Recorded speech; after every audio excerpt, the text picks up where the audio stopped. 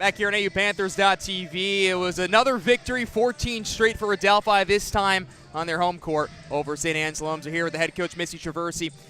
Coach, overall, I mean, not the best first half of basketball that we've seen from your team this year. Third quarter, things started to turn around. What did you say, actually, first of all, to them at halftime?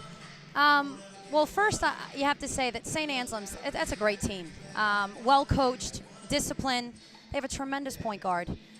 We knew that it was going to be a grueling matchup. At halftime, we basically told them, stop settling for threes. We're not a three-point shooting team. I'm sorry, but that's a bonus when we're knocking shots down. But if we're not, we need to get to the basket. We need to score 10 to 12 feet inside. We need to get layups. We need to get to the free throw line. Our attack mentality was non-existent in the first half. And we went back to that in the second half. We spread our offense out. We had a baseline runner. We had a nice high-low action with Callie and Clark.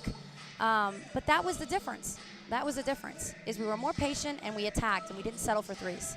When you look at that third quarter, defensively also things really switched up, starting able to at least shut down Andrews a little bit more. As you said, it's really just a phenomenal player, one of the best you're going to see this year in a point guard position. How did you think you guys adjusted to her game? As best you can. Our game plan going in against her was to contain her drive. She's not a three-point shooter.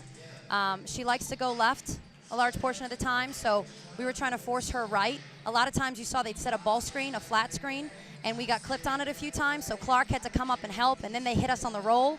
So what we did is we tried to jam the screen in the second half, and I thought Simone Hobdy stepped up and did a nice job on her, and Callie also, Callie Belfour. Well, even though Callie's numbers weren't there, it was the rest of her game that kind of showed somebody whose numbers seems to always be there, Kiera Clark. With her game as of this point, I know it's a couple of weeks left, how is she making her case for Player of the Year? I mean, hands down. I'm biased, but you're not going to tell me there's a player in the NE10 that is so impactful as Kiera Clark. I mean, she can get it done on both ends of the floor. She's a difference maker. And she consistently brings it night after night.